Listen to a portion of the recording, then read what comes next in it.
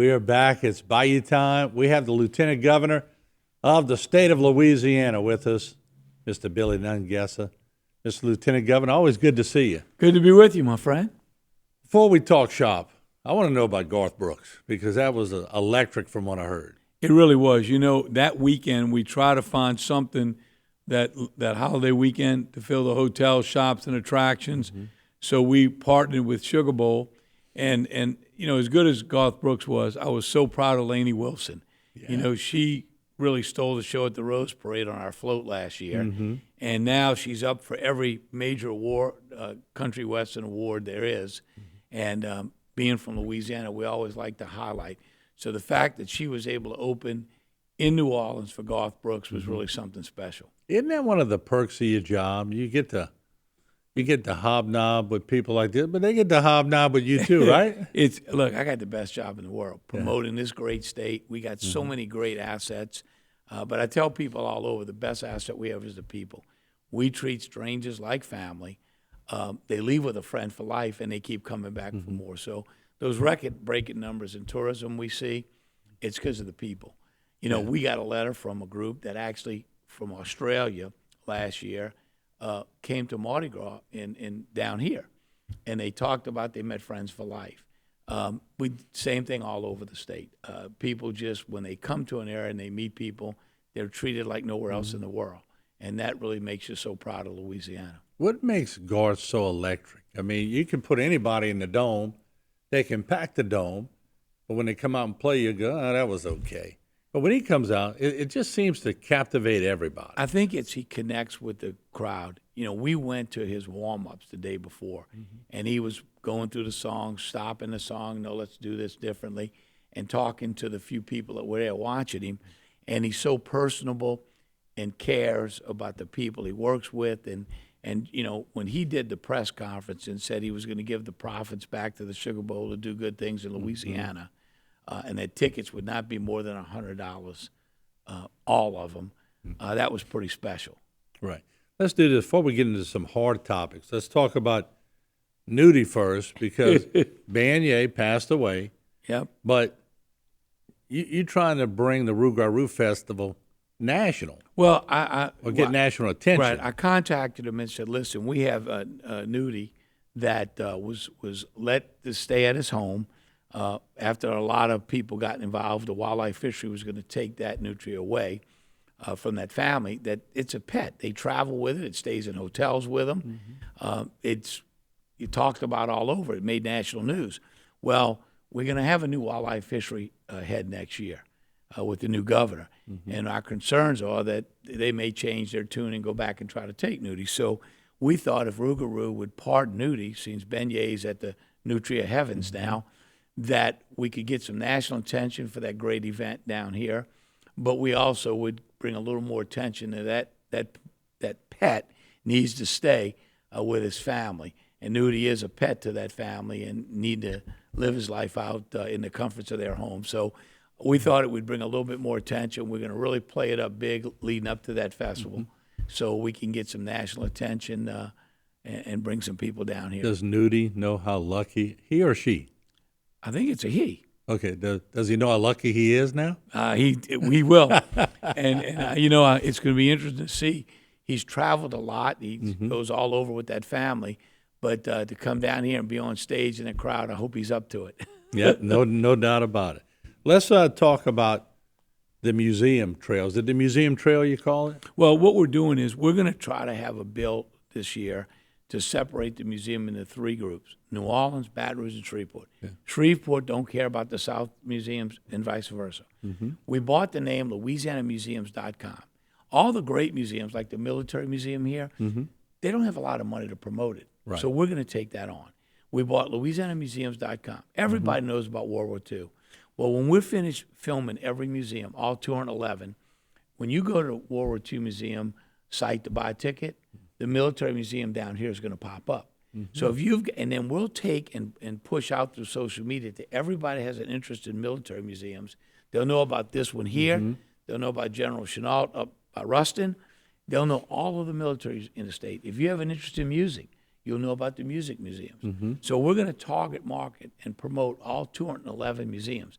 it will not only help those museums finally get the recognition they deserve, but it will also drive people that go to New Orleans for the World War II, say, look, there's one down there. Let's take a ride down the So bayou. if they punch up military museums on a computer and they're in Houma, it'll show them the Houma? Anywhere in the state. Wow, okay. And then also that trail will be divided. If you're going into an area and you say, Mm-hmm. what's there to do here? All the museums will pop up. So we're going to cross promote this to where all of our, Bonnie and Clyde, people still go where they were shot. yeah. There's a museum up there. So no one knows that. So we're going to promote all the movie museums, all the historical museums, and then we'll have 3 boards. And the board in New Orleans, we will have people from here sit on that board. So the board in the region will support all the museums in that area, not just the ones that are right under the lieutenant governor or the secretary of state. But I want the secretary of state to merge his with mine so we can have 3 groups independently.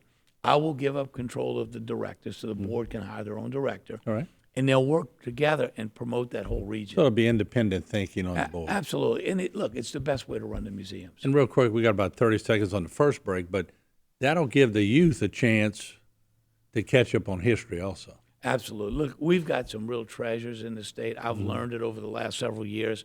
We just have not put the efforts to promote them and share it with the world. And through social media, we can target market now, and it's going to work. It's going to drive people all over the state. The shrimping industry could die if we don't do something about it, right? And I know you're trying. Well, right before COVID, I got, as president of the Lieutenant Governors Association, I got every lieutenant governor to support, asking their congressmen and senators to support a bill to add 10 cents a pound inspection fee on all imported. That would give us money to hire thousands more inspectors. We inspect less than 5%. Look, we quit using Chinese drywall, it made us sick, but we eating this stuff. So on a national level, we need our congressmen to introduce a bill. I'll get the other lieutenant governors to get their congressmen to sign on. So we got a fighting chance to pass that. That's long term. Short term, I'm going to ask the legislature next year to take the fine money. I think it's about $30 million in wildlife fisheries. We don't need to study anything. We need to have some money that can go back to the fishermen, whether it's a fuel subsidy or something to help them make ends meet right now. I'm also going to ask the legislature to give us the money from the health and hospital. There's been about 2,300 violations for mislabeling seafood. Boudreaux's shrimp, but it's from Taiwan. No. Right. If you get caught, and we will catch them, that money needs to go back to the fishermen. So I want to move that authorization under the Seafood Promotion Board. We have seafood vendors, shrimpers on that board. Give us the money. Let that board decide how to best spend it. That will give us a fighting chance. But also, make no mistake, CPRA says they're going to give $20 million to put refrigeration on shrimp boats because they know they're going to kill shrimp with the diversion, so they go further out. My daddy was in the shrimp business. We had a seafood processing plant, Algiers Canning Company, Algiers. My daddy would drive to the docks. I'd go with him. He'd buy a load of shrimp. He'd shake that man's hand. Go back, cook them, and peel them, sell them to the restaurants. Go back and pay the man the next day. Can't get a load of shrimp on a handshake. Right. But it's personal to me. And this diversion is going to wipe out the seafood industry. And everyone knows the shrimp grow in the basins, and when they mature, they go offshore. So giving them refrigeration to go further out the Cape won't work. There will be no shrimp. And this diversion can't build land above the waterline. Won't lower storm surge. If we'd have took a dredge when we got the BP money and started pumping, building land, berms, and ridges, we would lower storm surge to our coast. Every year, storm surge would get better, not worse. Anybody that thinks Louisiana needs a 50-year coastal plan don't live here. These scientists that started this diversion and this don't live here. We better come up with a 3 to 5 year plan, or we're going to be having a Grand Isle Fishing Rodeo in Baton Rouge. A 50-year plan is not going to work. We could put dredges out there tomorrow and start, and our storm surge, our insurance would go down. We'd get better every year, not worse. But we're letting scientists, consultants, people that don't live here make the decision for us. When people say, well, we're following the experts, well, the experts are getting paid. To realize we spent $300 million on a diversion before we put a shovel in the ground, and now we're going to spend hundreds of thousands of dollars to fix the damage. And a lot of people don't know this. They got a waiver of the Marine Mammal Act at 11 o'clock on a Friday night in Congress. Instead of studying what it's going to do to our seafood industry, they're going to monitor for 5 years after they build it. Wouldn't you want to know before you spend $3 billion the damage? Well, you said at 11 o'clock on a Friday night. That's why they do their dirty work. Let me ask, are the fines big enough, back to the shrimping, are the fines big enough for the people that violate? No. We need to really make it harsh. Well, shouldn't we? listen, we had 2,300 violations. Not one of them paid a fine.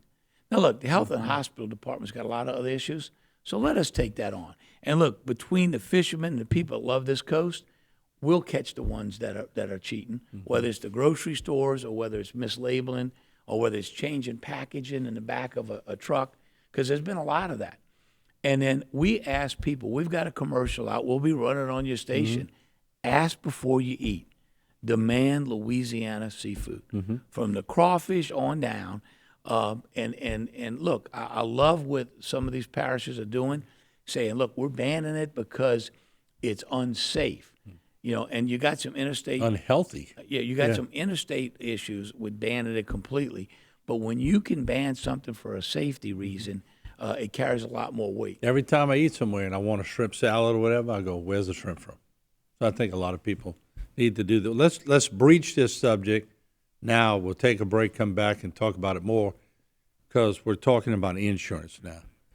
And I know your hands are tied. A lot of politicians that are elected, they can only do so much because it really reverts back to the insurance companies. But as somebody with a big voice, you can put a little heat on them. Well, I'm Tim Teeple, the new insurance commissioner. We've been talking all through the campaign, and I think he gets it. We need to sit down and come up with some things to bring it down. Let me give you one example. Well, in the short term, how about taking some of this federal money and let us deduct the flood insurance from our state taxes for the next 3 years? So if the new governor calls a special session, I've been talking to legislators. That would give every Louisiana a little tax break in the short term so we can get the rates down. But also, we did, right after the last session, when people evacuated and it wasn't a mandatory, we passed a law that said if you evacuate and it's a named storm, they got to pay you. Well, the next week, insurance companies pulled out. That storm that just hit Florida, if you evacuated, it was a named storm, they had to pay you. So we're going to have to take some things off the table, but we want to know what that's going to do to bring our insurance down. If you evacuate and you can't afford a hotel room, you probably ought to go stay in the shelter. Volunteer Louisiana helps run those shelters. They're pretty nice shelters, and we get a lot of donated good food, and we've got a safe room for the kids with autism. I provide the museums for special needs kids. But if we took that off the table, how much would that bring our premiums down? So we've got to sit down with the insurance companies, and Tim Teeple said, I'm going to put a team together to sit down and come up with some things to bring them down immediately. Why couldn't we have a voucher for people, just in the short term, for insurance premiums? They're leaving Houma right now. How do we stop the bleeding? Well, I tell you, and I even talked to Congressman Scalise about it, when I talked about deducting your insurance, flood insurance off of your taxes statewide. Why wouldn't the federal government do the same? There's disasters all over. And that would give us a short-term break because that would save every taxpayer some money. That's a good way to hit it initially. Long-term, we've got to, like we talked about during the break, come up with some things with the insurance companies at the table. If we do this, how much will that bring that down? And really negotiate some things to bring it down. But we also, and I go back to the dredging, if we build berms, ridges, and islands and lower storm surge to our coast, and they see those dredges out there year after year, people say, well, you know what, if I can hold on 3 more years, we're going to lower storm surge another 5 feet. Insurance will go down. We won't have to pray. We pray every year, but we won't have to pray that we don't have a storm because every year the protection will get better. Building marsh does not lower storm surge. Building high ridges and islands, it's proven fact will lower storm surge. And that's what we need to be doing. But for the people leaving Terrebonne Parish, some of them are moving to Lafourche. We don't pick the path of the storm, but the insurance companies penalize us hard for the path of a storm. To me, that's a little unconstitutional. Shouldn't there be an even medium all across Louisiana? Well, one of the things that we talk about at the Lieutenant Governors Association meeting is getting our congressmen and senators, because we're having disasters all over, if we would have a national disaster policy, not flood, fires, tornadoes, whatever, and to qualify, that would be a subsidy that would kick in for these insurance companies when you have a major storm. And so it would pick up some of those. That way they could write again. That way they could write again in a reasonable rate. If we did that, it would benefit all of these areas, Tornado Alley, California with the forest fires, and Louisiana with the forest fires now too. But when you get to a certain number, that policy would kick in, and everybody would pay into it in the whole country. A disaster, for all major disasters, set some benchmarks of what you had to do to qualify for that money to kick in. But that would make the insurance companies rewrite in these high damaged areas, whether it be flooding, tornado, hurricane, forest fire, anything. And I think there's been enough disasters around the country that if we could take the lead with our congressmen and senators and start really pushing that, we could see something done in the next couple of years. I know that doesn't help with short Well, but term. you have a national voice. You've used it in disasters before, so Well, I think not only are you the lieutenant governor, but you have a big voice. Well, I tell you, I go to these lieutenant governor conferences, Democrats and Republicans, and we bring these issues up. And when we support an issue like we did on the shrimp imports, they can get their congressmen and senators to sign on. Because the one thing congressmen and senators care about is reelection. And we joke that the lieutenant governors could give them a run for their money, so they got to at least pick up the phone and talk to us. So I think working through the Lieutenant Governors Association, some of these national issues, we can really get some attention broadly across the country, and I'm going to continue to do that. Real quick, we've got about 3 minutes left, but one of the big issues in Terrebonne Parish is the state's not cutting the grass. And it is a huge issue, but I think you have a good plan. Next year, I'm going to ask the legislature to give me, under Keep Louisiana Beautiful, all the monies that they supposed to cut grass and pick up litter. Several of the companies that I interviewed said, you're supposed to pick up litter 6 times a year. We don't pick up litter. Why not? People just going to litter. They just cut the grass. Unacceptable. Some of the people get paid, don't even pick it up. Some of the cuts, they cut back. I met with some mayors just last week, and we're going to come up with a plan, and we're going to hopefully take the money from DOTD has enough of an issue trying to keep our roads, bridges, and highways. Is it a personnel matter? Well, I think it's a management issue of caring enough to keep the highways. Because they don't live here. Yeah. So if we take that money from them and then we go to local government and say, look, what do we need to cut the grass and pick up litter? We either let local government do it or a local contractor, or in some cases the sheriffs might want to do it. So you'd meet with the parish president and the Clay Knockan, the sheriff, Tim Sonia, and say, look, you want the money? We'll give you the money. You take care of it. But it's got to be enough money for them to do the job. What the state pays the locals doesn't cover 1/5 of it. Okay. We've got to do it, and we can keep Louisiana clean, and we can cut the grass. Let's take that money and give it to the locals. They'll do a better job. They have a passion to do it, and we're working on that with the mayors and all now, and coming up with a plan, and make sure that money gets to the local level, and they'll do a better job of it. You know, a lot of states have said, look, we've given so much authority to DOTD to do stuff. They're taking that away and letting them fix the roads, bridges, and highways. They got enough to do with that. And let's take these other things and let local governments have the money and do it better, quicker, and they'll do a good job with it. All right, Mr. Lieutenant Governor. Unfortunately, time flies. Good seeing you again. Always, my friend. All right, and we appreciate you getting on these topics and helping out our people. So thank you. Best job in the world. All right, there you Thank go. you. All right, there you have it. The Lieutenant Governor, Billy Nungesser. We'll take a short break. We'll be back with a lot more right here on HTV Bayou Time, so don't go away. We'll talk about something near and dear to you. We'll be back.